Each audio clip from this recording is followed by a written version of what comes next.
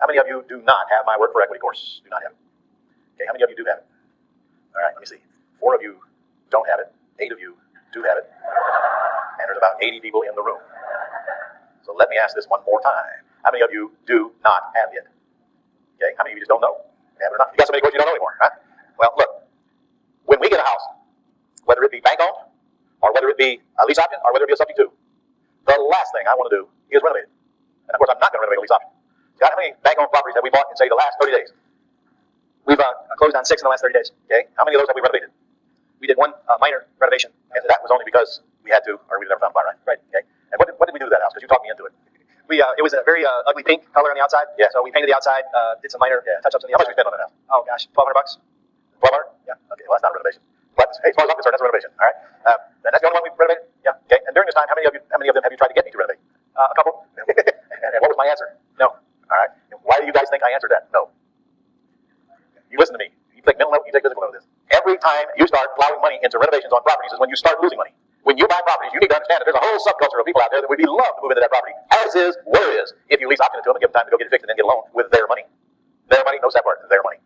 Scott, the house that we just closed on a couple days ago, it needs about $15,000 work done. Yep. Celery? Yeah. Yeah. Okay. What did we pay for that house? 32. And what's it worth? Renovated. 125. And how many people do you have want to lease option that property from you right now as we sit here? We have 5. 5. As is, where is? Actually, I just after we got back, I went to the car and called the one application. Yeah. Bumped about 10 grand on the price, and he took it. He took it. Okay. Good. At lunch, Scott and I had this conversation. This guy wants us to accept $600 a month rent, and I told Scott I haven't done that since 1985. Huh? This is 2012. Last time I looked. I said, you go back and tell him. I'll take his $600 a month rent. We raised the price $10,000. So is that what he did? Yep. Yeah. Remember that's $600 for 1 year. Yeah, I know. He knows. So I'm going to give him $200 a month in less rent. He's going to give me $10,000.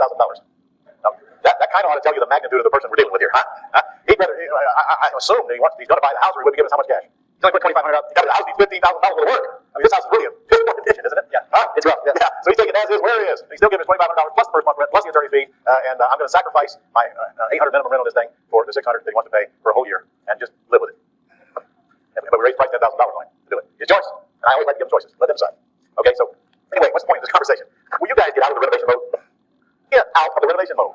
Let the buyers renovate. They love this. Now, here's the reality too. This house worth $120 repaired. We're selling the thing for the guy, what, $79.9? Yeah. As is. Come on, guys. I paid $32,000 for it. $32,000. That's not good enough. But that's assuming he buys. You know the chances of him buying? Not as good as me getting skinny. The Home Depot was created for the homeowner, you know. Yeah. Not for us. Yeah. That's right. They need this project. That's right. Correct. To stimulate their life, don't they, John? That's true. Because they love Home Depot and Lowe's. All right. So anyway, I don't even know what brought all that up, but get the property, pretty or ugly, put it on the market, let the market come in, and Work for Equity is all about discount the price, I'm letting them do the work. The truth is, I don't really care what the sale price is, because not more than 20% of the time are they actually going to go to closing, unless I force the issue and beat them, and get their credit cleaned up, and do all that back end work. In my business, I don't care if they buy or not. In your business, maybe you do. Maybe you want them to cash out so you can pay the taxes. Your choice. I don't. I want the golden goose keep laying golden eggs. So I don't really care what the price is, because I know there's a little chance they're going to buy it anyway. So I'll let them negotiate me way down, get it cheap. All right. Payments current. In poor condition, you're going to have to decide, do I want to lease it? Do I want to take it subject to? And what if it's free and clear, though, and it's in poor condition? Well, now you got all the flexibility in the world. In fact, I imagine that's kind of one of my favorite kind of deals, because the fact that it's in poor condition just gives me a license to go in there and name whatever terms I want to name. Not only am I going to get it cheap, but I'm going to get a really low monthly payment. I'm going to get several months before I even start making payments, and I'm going to get in with little or nothing down. In other words, I see the reason the seller is going to be very flexible with me. I got a house that's in poor condition. Incidentally, guys, do people with free and clear houses have to go through the same process of selling a house as those with debt on them? They're no easier to sell just because there's no debt on them. So they have the same problem. And here you come along and figuring out a creative solution to get the house sold, get it off their back. Especially with in poor condition. People who have houses that are free and clear and in poor condition apparently don't have the money to fix them, or they don't need to be fixed. Or they don't want to fix them. So you take them as is, where it is. Okay, payments in a real poor condition. If it's got very little equity, it's probably a time waster. And it might be a short sale candidate. We'll discuss that. If it's in a lot of equity and the payments in arrear, then you might want to take it subject to, make up the payments when you put tenant buyer in, or you might want to just short sale it. If it's got no equity, it's absolutely a time waster. So anyway, every deal that comes at you is going to fall into one of those slots. And it's way more complicated than it just sounded. I mean, it's less complicated than it just sounded. It sounded complicated. But it's a lot less complicated than it sounded. As you'll see when we actually start going through them. All right, time wasters at a glance. I want you to be able to recognize time wasters because they'll suck up a lot of your energy. And they're on page 46. And just get rid of them, do away with them, get them out of your life, don't worry about them anymore. Number one, and probably the biggest one, is when you just totally have an unreasonable seller. They want all cash, and they pretty much want full price on top of that. Guys, you're at a dead end, get over with it, it's done, forget about it. Nothing to do with the deal. Payments are higher than you feel the market will pay. Now, Scott's very first deal, I think, was his first deal. Wasn't your first deal the house where there was a $239,000 balance on it and it was only worth about $220,000? Yep. Okay. And the payment was $1,800 something a month. Yes? Yep. Okay, that's pretty high. It was a nice house, wasn't it? Real nice house. I think. I don't know. I've never seen it.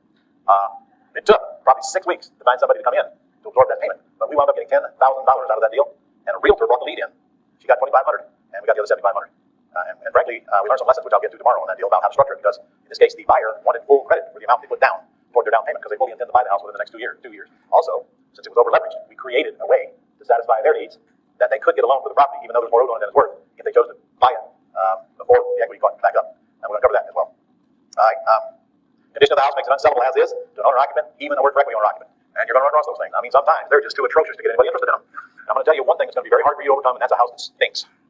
If you open the front door and it just takes your breath away, you're just not going to get owner occupants to go in that house, especially the women in the family. So if it's like that, you should either pass or you should get the seller to get that house to where you get that stink out of it. And I can tell you the only way you're going to get that stink out of the house is to yank all the carpet and all the pad out of it and throw it away, and then probably treat the floor underneath it. If it's soaked through, it probably has. There's no other way. Ron, You ain't going to clean the carpet. Yes. we actually have a thing called a stink machine. Have what? It's a machine called the stink machine. Yeah. And it literally, you do not have to take the carpet out. You have the carpets cleaned by a professional cleaner. This machine is in there for about 3 days, and it pulls all the stink out. Well, I don't believe it. Okay, honestly, it does. You got to bring one to prove it to me. I would be glad to do that for you. I don't believe it. That urine is all the way down through there and soaked into the floor. I'm having a hard time believing the machine will pull the stink out of it. And even if it does, how long before it comes back? I don't know. I hope you're right.